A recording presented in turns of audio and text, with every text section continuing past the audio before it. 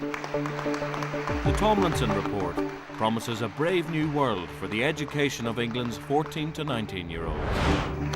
Students like these awarded a single diploma, the result of following a personalised syllabus, gaining credit for sport and hobbies, and crucially, blending their academic study with vocational training. But has Tomlinson got it right? Can a grand unified theory of education be made to work?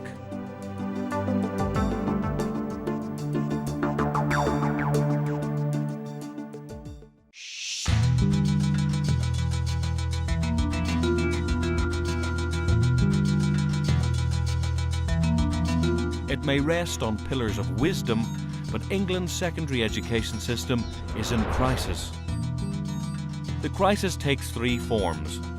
Firstly, for pupils aged 14 to 16, pillars of wisdom have all too often become the bars of a prison. Too many find school boring and irrelevant. There just isn't enough to keep these kids interested in school, and they're switched off from it, and we have to cope with it every day.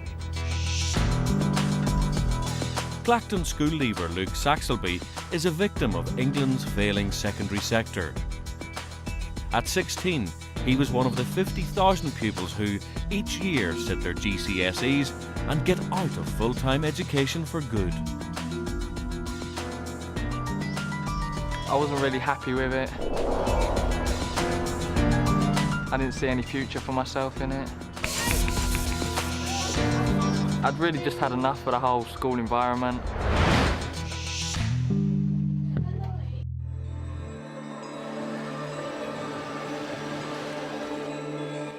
Luke's experience is not unique.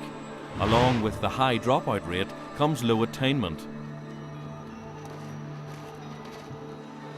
Almost a half of 16-year-olds get fewer than 5 GCSE grades A to C.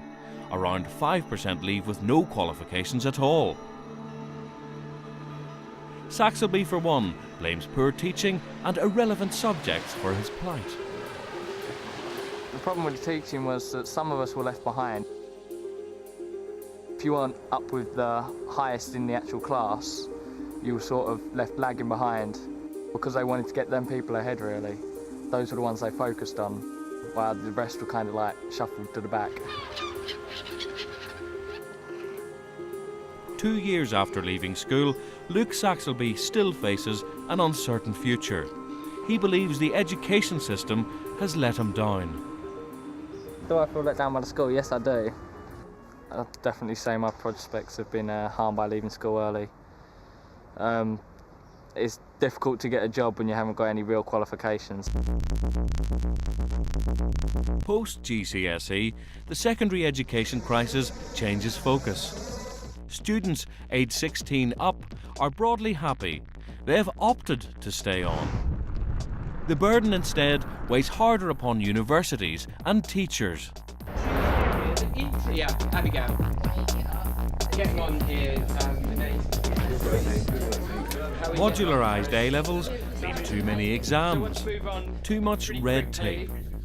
The result? Teachers struggling to cope. It places a huge sort of bureaucratic burden upon teachers in terms of absorbing all the syllabuses and trying to work out how to deliver your lessons. So, you know, in many schools I've encountered teachers who've just collapsed with the stress of it. A-level modules can be chopped and changed and retaken. Exam inflation, in its turn, has triggered grade inflation, and that means universities are finding it harder to distinguish between applicants. It's actually easier, I think, to do a course in steps. So they've led to a great increase in the proportion of young people getting the top grades. And in a sense that's good, but of course it means the information that the leading universities are receiving is less differentiated, so it's harder to make fairer decisions. Grade inflation may also be masking a drop in standards. Too many people are getting an A for an A to mean anything. We need to change that. At A level, A grades are topping 22%. Yet Exam Board OCR reported in 2004 that many papers contain sloppy grammar, malapropisms, slang and even phone text shorthand. Not a new problem. But with grades even higher, better basic grammar should surely come as standard. For one teacher at least, it's all too much. We've got huge swathes of pupils leaving school who can't read and write, who are totally disillusioned. Our schools are failing pupils day in, day out, year after year. And it has been a national disaster.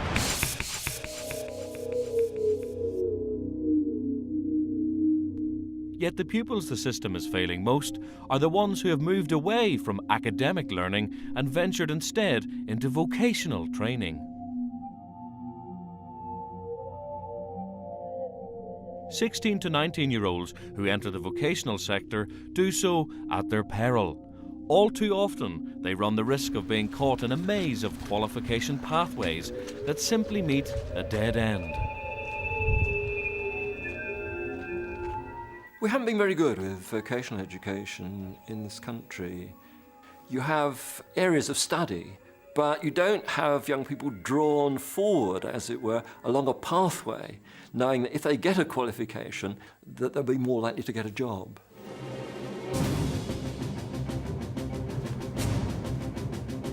The pathways to a vocational qualification are bewildering. NVQs, GNVQs, BTECs, VCEs, E2E, apprenticeships, and for those who make it that far, foundation degrees. There are far too many qualifications. Working out what each one means is incredibly difficult. All in all, students are confronted by no less than 5,000 qualifications available from over 100 awarding bodies. To put it bluntly, it's Mickey Mouse, isn't it?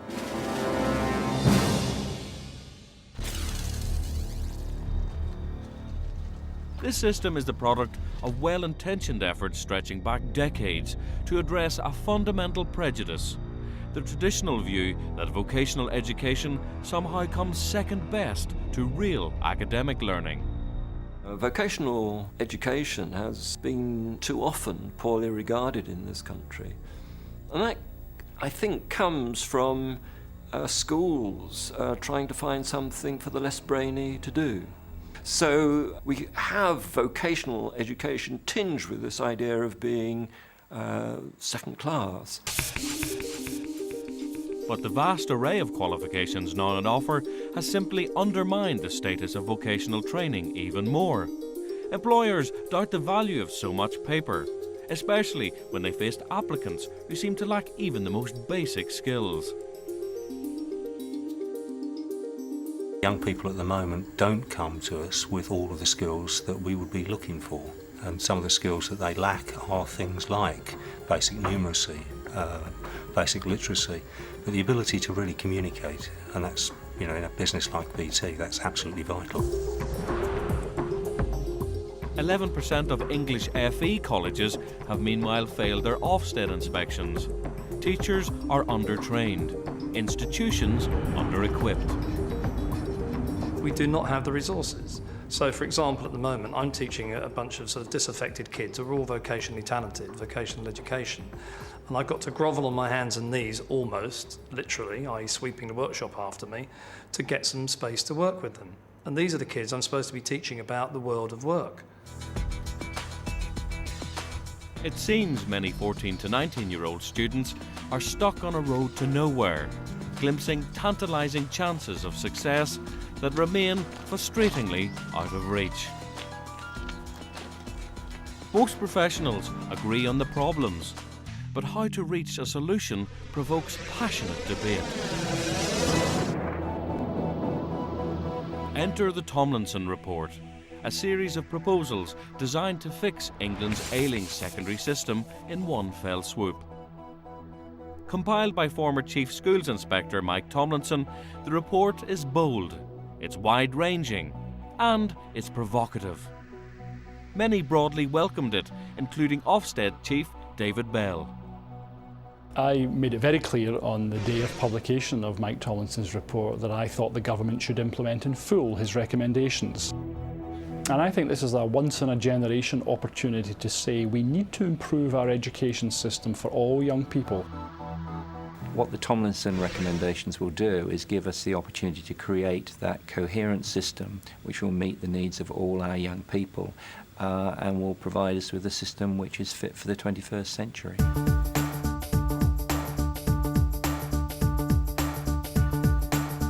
Tomlinson promises a root and branch series of reforms. Controversially, and yet to be endorsed by the government, the replacing of GCSEs and A-levels with a single 4-level diploma.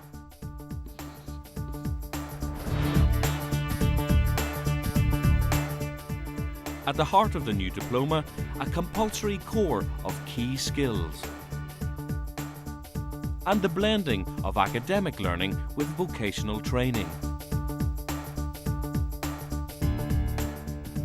The diploma will mean fewer exams and an increase in teacher-led course assessment, including a dissertation-style extended project. Also included, a record of non-curricular activity that brings credits to the final diploma grade. Students will also be encouraged to design their own syllabus, drawing from a range of core and main subjects. We believe that Tomlinson, in creating this much more unified approach in which there are progression opportunities for all, regardless of the mix of elements that they want to take, will go a long way towards creating a more equitable situation. It's an enticing prospect. Teachers relieved of their exam burden. Pupils from 14 learning what they want in the way they want. A personal syllabus for every individual, where all forms of learning are equally valued. But there remains a nagging question. Will it work?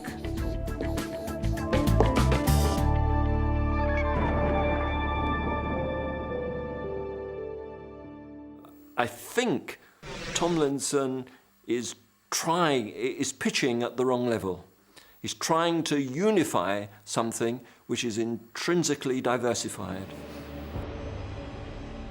Critics say Tomlinson contains fundamental errors of approach. Error number 1. By trying to include everyone and everything, Tomlinson's diploma will become meaningless.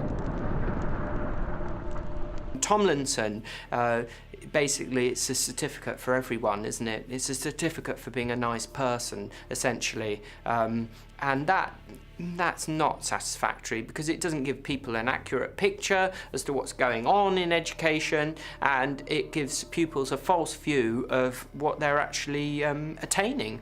Diploma, what does it mean? What's its value? Because in some cases it's something that somebody gets because they've attended. In some cases it's a high qualification. What does it mean? Employers need that certainty that this is this value. Error number 2, according to critics. Tomlinson puts an unacceptable burden of choice onto students' shoulders. It's passing the buck to pupils, getting them to choose a pathway. I think they call it a learning line, which will become the new lingo, won't it, if it goes through, at 14. And I don't feel that a 14-year-old is fully equipped to choose what sort of subjects they should be studying. I think that we should be having a vision of what we want our pupils to know. Error number 3.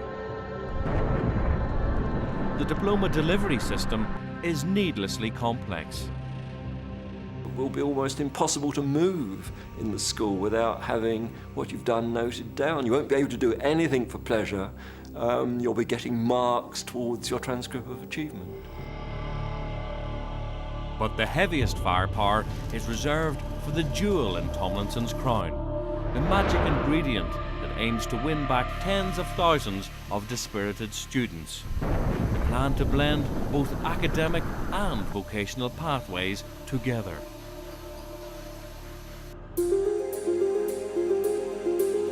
Back in Clacton, the idea of blending the two certainly has appeal for disaffected school leaver Luke Saxelby. I'd have preferred to have studied more practical stuff, woodwork and IT, maths that would actually be useful once you left, stuff that you could take out into the real world, rather than a bunch of stuff that you probably never use again.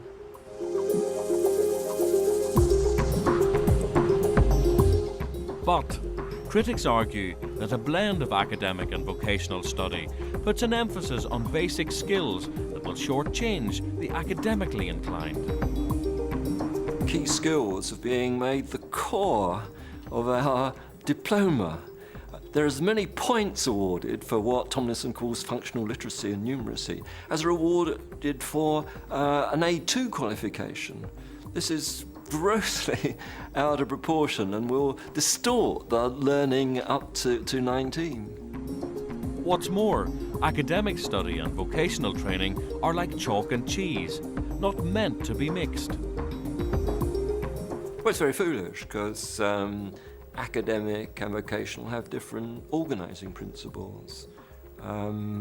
Academic studies are organised around different ways of knowing the world. Vocational studies are organised around being able to do things.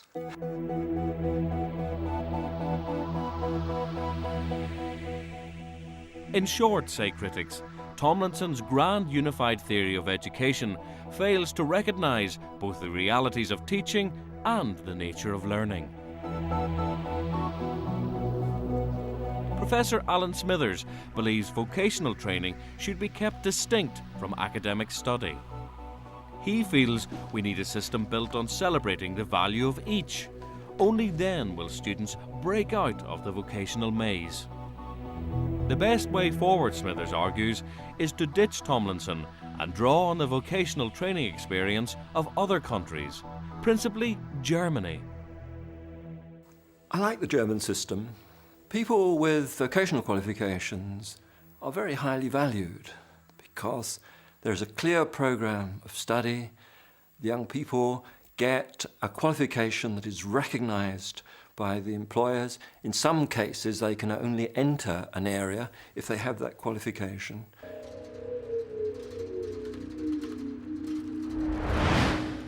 Don't let its gingerbread exterior fool you. The facade of this typical trade school in Munich conceals a high-tech hothouse.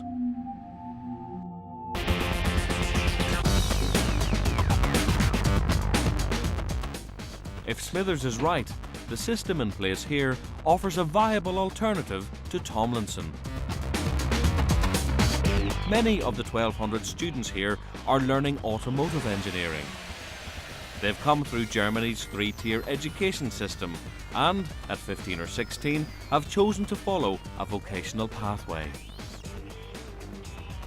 The German system is traditionally a three-way system. That means after a common time in the primary school, between the ages of 6 and 10, you then go to the gymnasium, which is something like a grammar school without entry exam, or you go to a general secondary school or an intermediate school.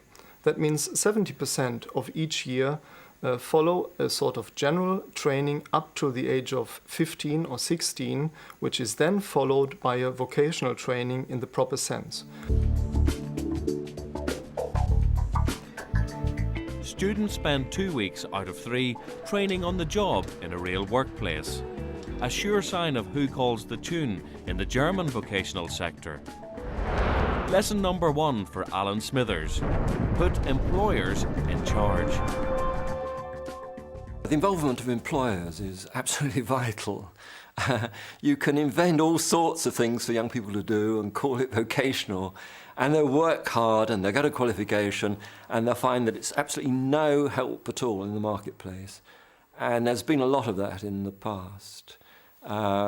Employers need to be in the driving seat. Students in Munich sign a contract with their employer. This binds them to an intensive 3-year period of study. At the end, they become qualified car mechanics. Their certification is vital to securing a job. For England, making vocational qualifications a licence to practice is lesson number 2, according to Alan Smithers. A licence to practice would make vocational qualifications really valuable, because that would give them point. It would mean that they were something striving for, and it would mean that you could do things that you couldn't do without that qualification. Studies in the trade school are intense. Courses consist of an amalgam of hydraulics, pneumatics, electronics, diagnostics, and a dozen other disciplines. Staff in Munich call it mechatronics.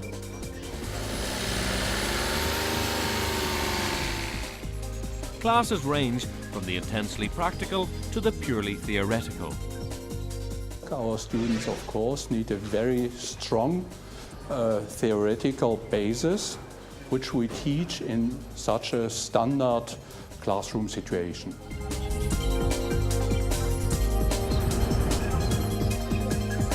These students are exploring the physics of fuel consumption. Leading the class, not a teacher, but a machine. This simulator allows students to analyse different driving scenarios and compare differing levels of fuel efficiency. It's linked to workstations on every desk.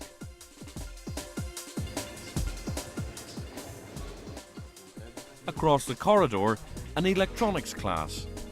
We are doing a basic training so they will be able to use an oscilloscope in the engine tester. I'll show you another classroom. Might interest you. It's engine tuning.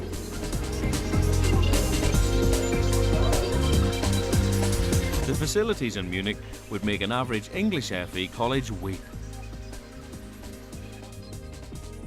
Funding for trade schools comes from both the municipal authority and from employers via their own craft associations. In Germany, vocational training is taken very seriously. Lesson number 3 for England: create a climate of respect for vocational training. But we generally regard the vocational training as the backbone of the German economy, because the German economy consists mainly of small and medium-sized companies, and they very strongly rely on well-trained and highly qualified staff. Car mechanics is just one of 360 qualifications open to German vocational students. A far cry from the thousands on offer under the present English system. Lesson number 4. Streamline and standardise our vocational qualifications. Also wir sind dabei, aus diesen 2 Gleichungen. But the news from Germany is not all good. To the English eye, German teaching methods look distinctly pedestrian. Our students get such a leading text.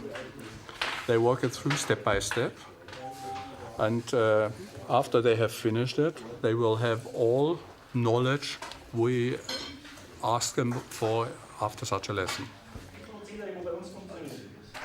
Every class methodically works through the same text, the same exercises, in the same way. This rigidity of work perhaps spills over into rigidity of thought. Critics of the German system argue that by corralling students into separate pathways relatively early in their career, the system pigeonholes talent, stifling individuals, clipping the wings of youth at the very moment it needs encouragement to fly. So is it possible to promote personal development and effective vocational training?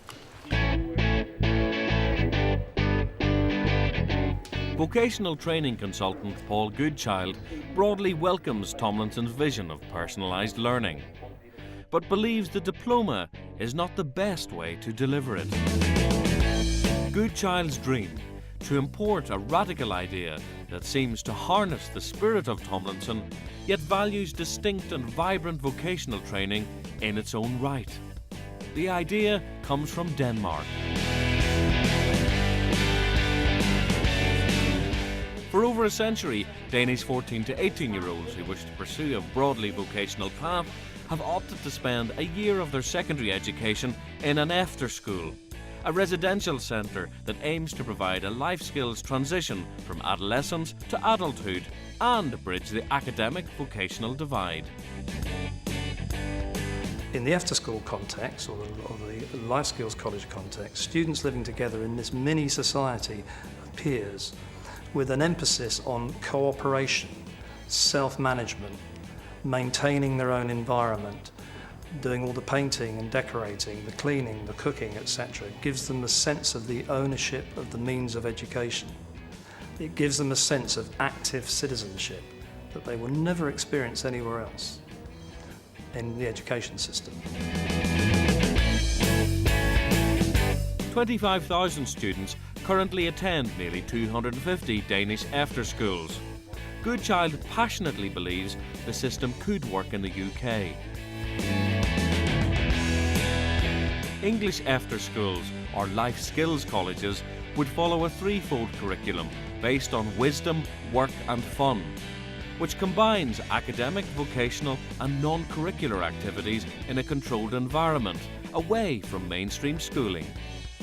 So there's lots of opportunities to manage their own environment and to create that sense of fun alongside the work, and then the wisdom takes care of itself because they're learning all of the time. The Danish after-schools track record is highly successful, but the UK version could founder on funding. In Denmark, employers and parents must contribute towards the cost of a placement, and that's why the idea may not win much support here. But who knows what the future holds? The Tomlinson debate has only just begun, and as long as it runs, students like Luke Saxelby will continue to lose out on education. For him, the Tomlinson proposals have come too late. You're always going to have losers in society, I suppose, but I think everyone should be on more of a level playing field.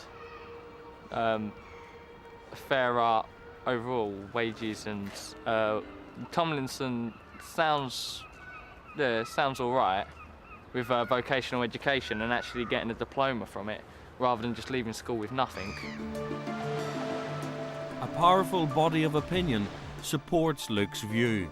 But can we really blend academic learning and vocational training?